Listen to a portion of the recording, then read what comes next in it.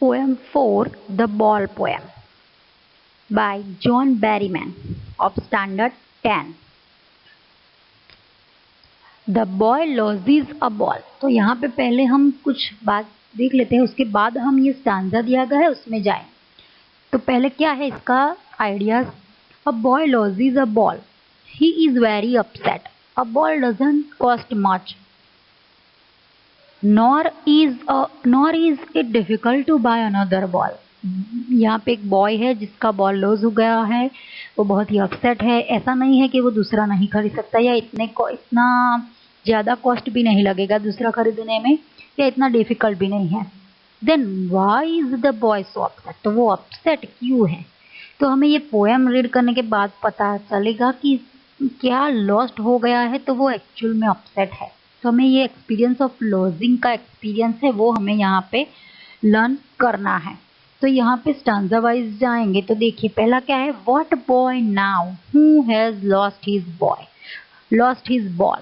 तो अभी ये बॉय है जिसने बॉल अपना जो है लॉस्ट कर दिया है।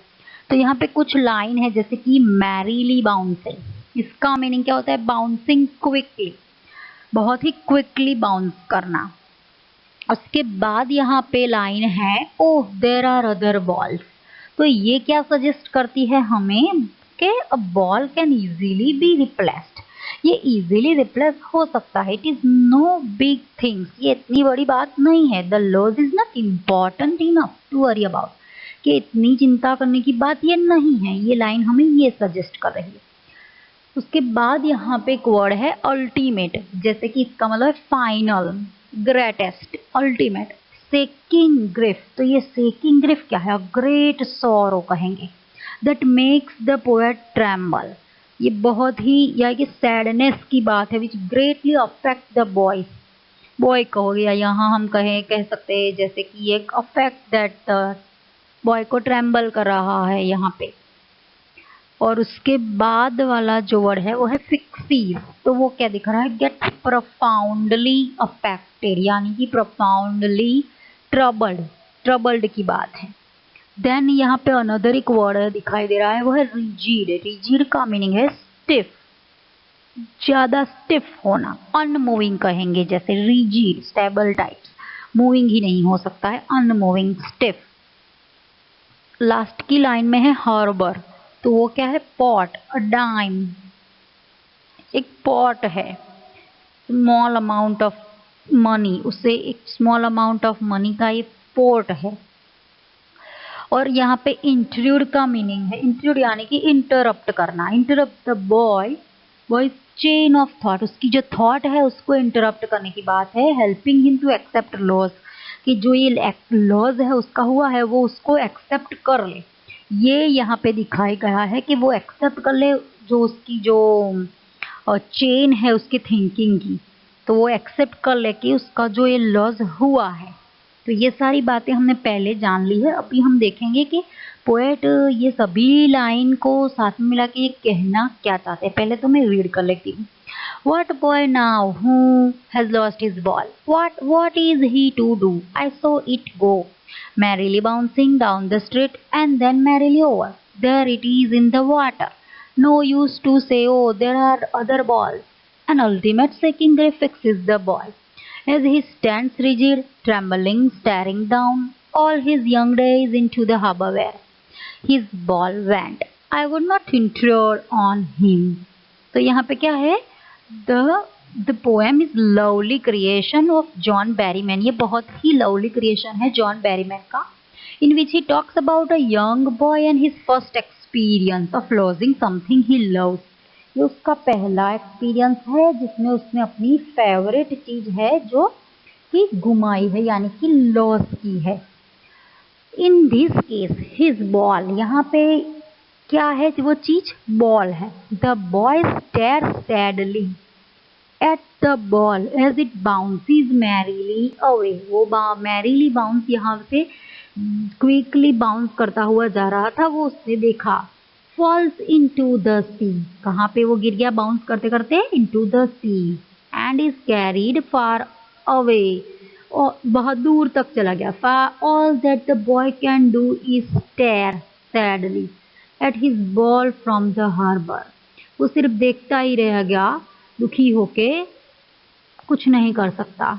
तो ऐसा तो है नहीं, नो यूज टू से कि वो दूसरा खरीद नहीं सकता, ऐसा भी नहीं है। तो ऐसा भी नहीं है कि जैसे कि दिखाया गया, ये बहुत ही उनके लिए बहुत ही ग्रेट सॉरो होता है, that this is the first experience है उसका, बहुत ही दुखी होता है। जैसे कि सैकिंग ग्रिप फिक्सेस, उसके माइंड में फिक्स हो गया, स्टैंड वहाँ पे ही वो मूव नहीं कर सकता, वहाँ पे स्टिफ हो गया, ट्रेम्बलिंग थोड़ा दुखी होके, शेकिंग भी नहीं कर, जैसे कि हम क्या कहेंगे कि वो हम कह सकते हैं थोड़ा थोड़ा शेकिंग होना, ट्रेम्बलिंग यानी कि श्रीलिंग कहते हैं वो, स्टेरिंग डाउन, वो दुखी होके क्या देखता ही रहता है। ऑल यंग डेज इनटू हर्बर ही हिज बॉल वेंट, वहाँ पे जो पॉट था वहाँ पे उसका जो बॉल है वो चला गया है इनसाइड, तो वो वहाँ पे देखते ही रहता है फ्रॉम दैट हार्बर सैडली, दुखी होके।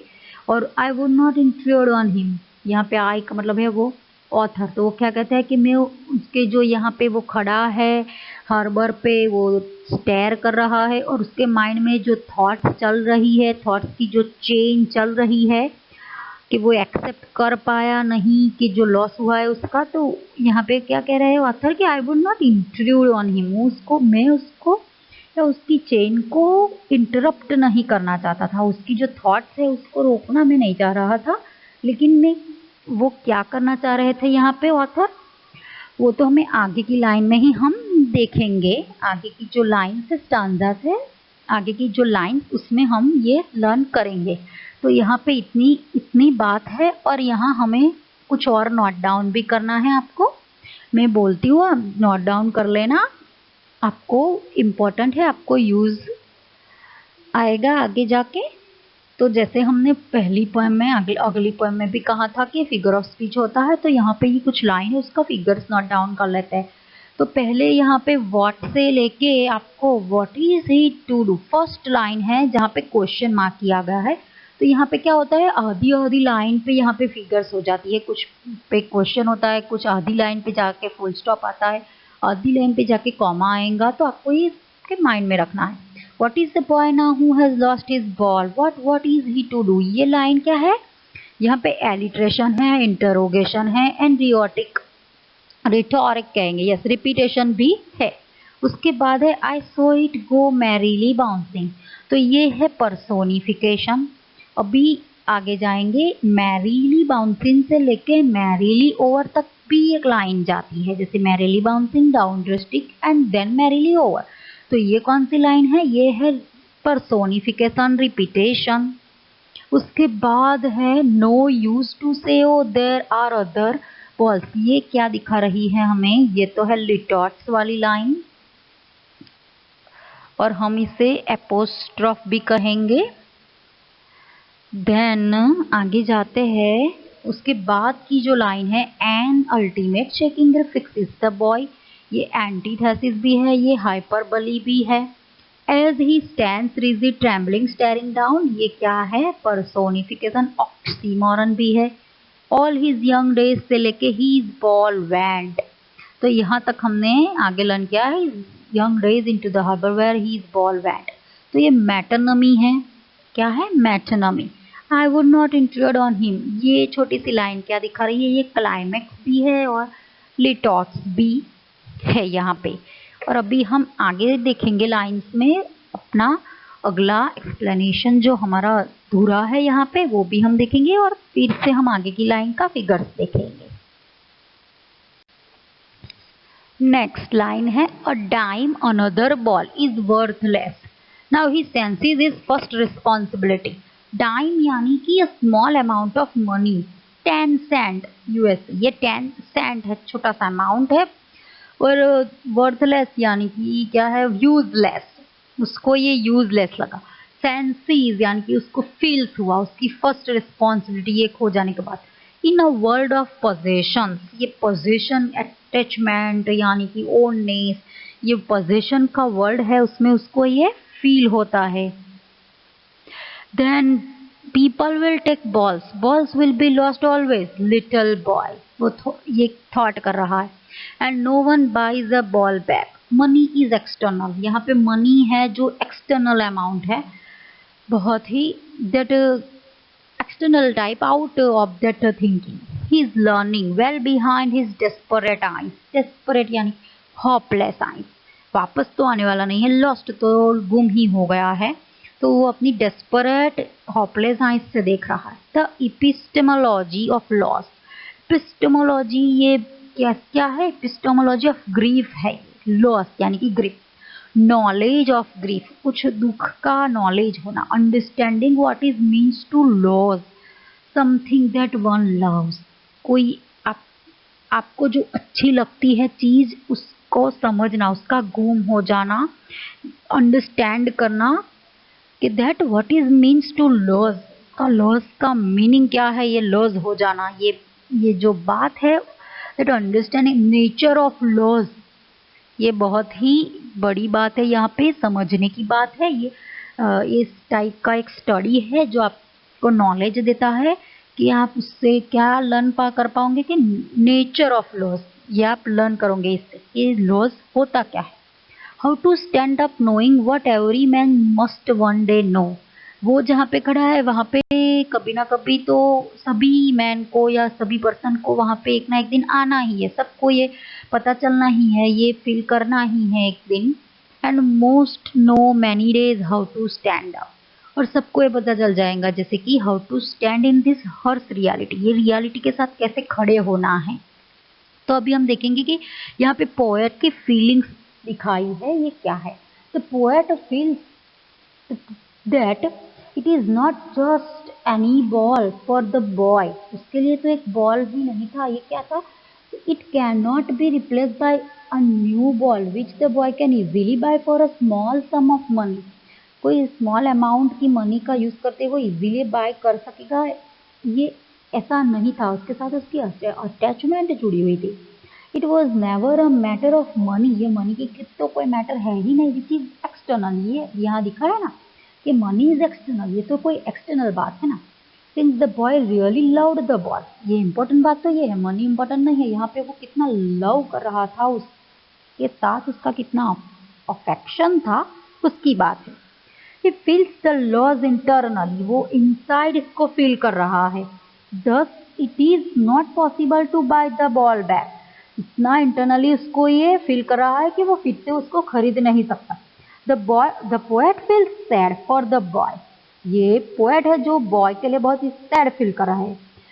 He also feels that the boy should be left alone so that he can understand and come to terms with his first experience of life, उसको अकेला छोड़ देना चाहिए कि वो अकेला ही रहकर लर्न करेगा, ये फर्स्ट एक्सपीरियंस उसकी लाइफ का है लॉस का, आगे जाके शायद बहुत सारा कुछ ऐसा फील करना पड़े या ये अंडरस्टैंड कर सके ये क्या टर्म्स है।